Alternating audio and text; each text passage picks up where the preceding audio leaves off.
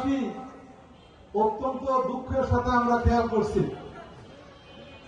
1968 সালে দেয়া একটা মায়ের বা বাবার হসপিটালকে চালিয়ে দিচ্ছে কোন কোন প্রার্থী তার অবদান হিসাবে।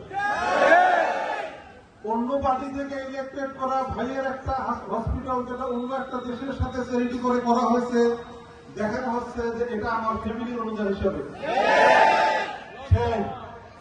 আমরা মনে করি যে আসুন উলিপুরের মধ্যে আমরা পজিটিভ রাজনীতি করি, আসুন উলিপুরের মধ্যে আমরা প্রতিযোগিতার রাজনীতি করি, আসুন উলিপুরের মধ্যে আমরা ফেয়ার নির্বাচন করি।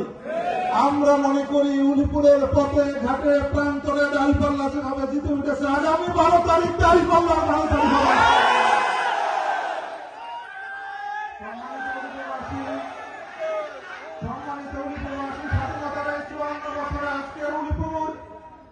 বাংলাদেশের যদি বড় কোনো অফিসে যান তাহলে দেখবেন যে বাংলাদেশের সব জেলার মানুষ আছে, উলিপুরের মানুষ নেই।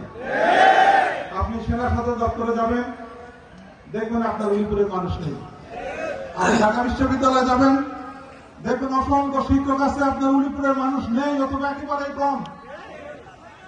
আপনি মেডিকেল কলেজে যাবেন, দেখবেন সারা দেশের অনেক ডক্টর আছে, কিন্তু উলিপুরের ডাক্তার নেই অথবা কম।